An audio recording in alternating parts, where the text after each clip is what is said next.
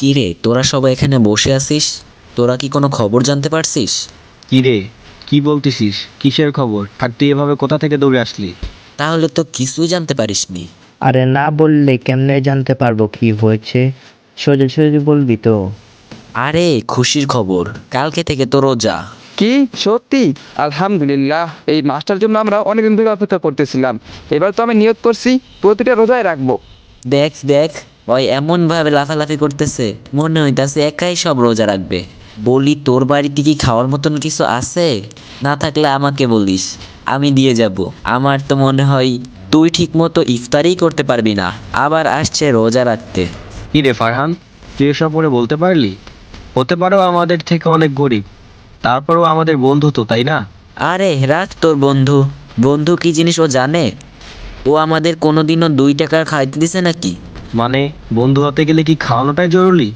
আরে ভাই থাম, তোরা ঝগড়া করিস না। কালকে প্রথম রোজা, এই খুশিতে চল আজকে ডাব চুরি করতে যাই। আরে হ্যাঁ, একদম ঠিক বলছিস, তাড়াতাড়ি চল। কি রে, তুই দাঁড়িয়ে পড়লি যে? তুই যাবি না? আরে আমি আবার কই যাব, তোরা যা। আমরা যাবো মানে? তুই যাবি না কেন? ও, বুঝতে পারছি, ফারহানের কথায় রাগ করছিস। আরে না, রাগ করতে যাব কেন? তুই কি পাগল? আর ওই ভুল কি বলছে?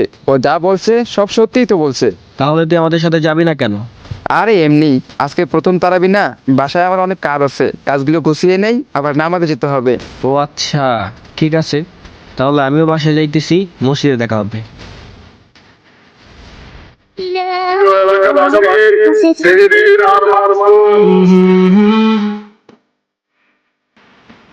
এই মাসুদ, ঘুম থেকে উঠ, সিঁড়ি খেয়ে নে, সিঁড়ির সময় হয়ে গেছে।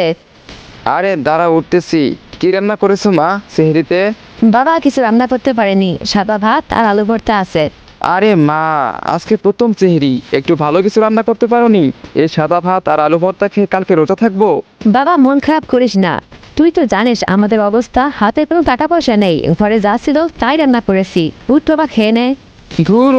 আচ্ছা চলো, আসতেছি।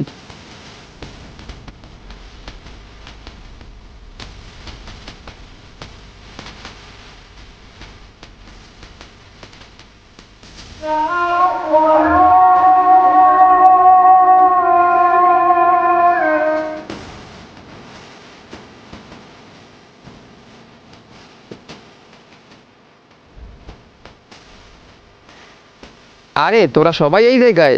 আমি তো তোদের অনেকক্ষণ ধরে খুঁজতেছিলাম। আরে মাসুদ, চলে আসছিস? আমরা তোরই অপেক্ষা করতেছিলাম। হাই। আজকে তো প্রথম রোজা, কে কে রোজা আছো? রোজা তো আমরা সবাই আছি। আলহামদুলিল্লাহ, শুনে অনেক ভালো লাগলো। তাহলে কি তোরা সবাই ভালো হয়ে গেলি? ভালো আর কই হইলাম, চেষ্টা করতেছি, দেখি। আচ্ছা, সেহরিতে কে কি দিয়ে ভাত খাইছো বলতো? ও একদম ভালো কথা বলছিস। আমি তো সেহরিতে গরুর মাংস আর মুরগির রোস্ট দিয়ে খাইছি।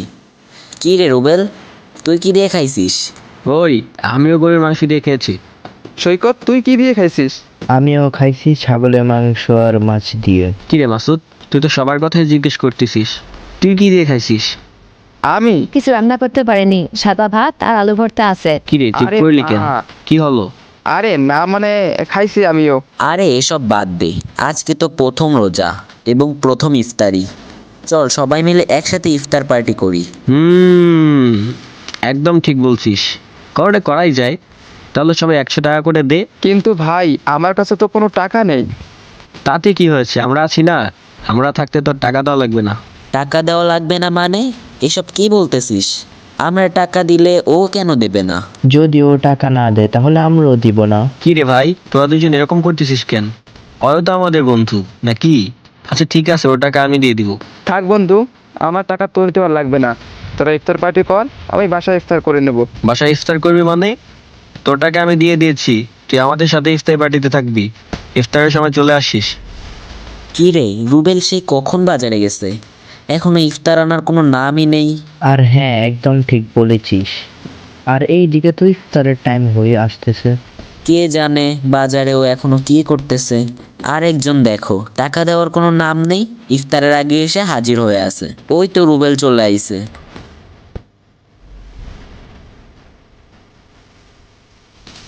কি রে ভাই, তোর আসতে এত দেরি হলো কেন? আরে আর বলিস না, আজকে প্রথম ইফতারি তো, বাজারে ইফতারের অনেক দাম পড়ে গেছে, আর ইফতারিও পাওয়া যাচ্ছে না। ও তাই বল, আমি তো আবার অন্য কিছু মনে করছিলাম। আচ্ছা তাড়াতাড়ি আয়, ইফতারের টাইম হয়ে গেল। আচ্ছা, আমরা তিনজনই তো এই জায়গায়, কিন্তু মাসুদ কই? কে জানে কই গেছে। ইফতার খাওয়ার জন্য তো আগে এসে হাজির হয়েছিল। কি রে, সত্যি করে বলতো, তোরা দুজন আবার ওরে কিছু বলিস নাই তো? আরে না, আমরা আবার কি বলবো ওরে। তাহলে ছেলেটা গেল কই? এদিকে ইফতারি টাইম হয়ে আসতেছে। বাবা, তুমি আমাদের ছেড়ে কেন চলে গেছো? তুমি জানো বাবা, তুমি নাই বলে আমি একটা ঈদেও নতুন জামা পরতে পারি না। আজ তুমি নাই বলে আমরা রোজাতে না খেয়ে রোজা থাকি, ইফতারিতে ভালো কিছু দিয়ে ইফতারি করতে পারি না। তুমি জানো বাবা, আমার বন্ধুরা অনেক বেশি বড় লোক, ওরা সবাই নতুন কাপড় চোপড় পরে বেড়ায়, আর আমি এক কাপড় পরেই ওদের সাথে বেড়াই। এই জন্য ওরা আমাকে অনেক কথা শোনায়, কিন্তু আমি কিছু মনে করি না, কারণ হয়েছে আমরা গরিব। আচ্ছা বাবা, আজকে তুমি বেঁচে থাকলে আমিও কি নতুন নতুন কাপড় চোপড় পরতে পারতাম? প্রত্যেকটা ঈদে কি আমি নতুন কাপড় নিতে পারতাম?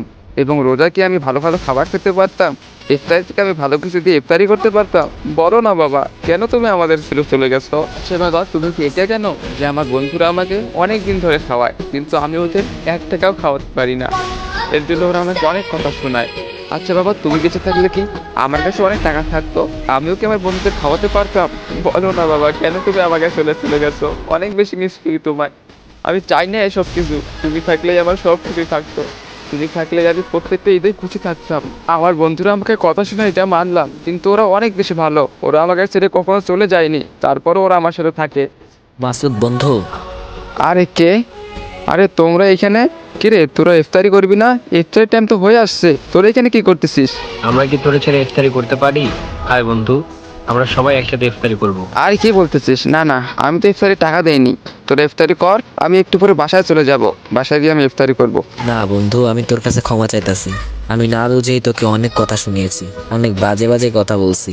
আমি বুঝতে পারি নাই যে তুই আমাদের কথায় এত বড় দুঃখ পাবি। আজ আমাদের বাবা মা বেঁচে আছে বললেই আমরা ভালো মতন খেতে পারতেছি, ভালো পোশাক পরতে পারতেছি, কিন্তু তোর বাবা তো নেই। আর আমি এটা না বুঝেই তোকে অনেক অপমান করছিলাম। আরে তোরা কি পাগল হইলি নাকি? তোরা আমার কাছে ক্ষমা চাইতেছিস কেন? তোরা তো আমার কাছে কোনো ভুল করিসনি। হ্যাঁ মাসুদ বন্ধু, আমাকেও ক্ষমা করে দে। আর হ্যাঁ, আয় একসাথে ইফতারি করি। হ্যাঁ মাসুদ, এতদিন পরে এরা ভুলটা বুঝতে পেরেছে আর তোর কাছে ক্ষমা চাইতেছে। তুই ওদের ক্ষমা করে দে, আর আয় একসাথে ইফতারি করব। ইফতারির টাইম হয়ে যাচ্ছে। আরে না না, আমি তোমাদের কথা কোনো মনে করি নাই, আর কোনো কষ্টও পাই নাই। আর বন্ধুত্বের মাঝে তো এরকম ভুল বোঝাবুঝি হয়, এর জন্য কি ক্ষমা চাইতে হবে? আচ্ছা ঠিক আছে, চলো, এত করে যেহেতু বলতেছো, চলো একসাথে বসে ইফতারি করি।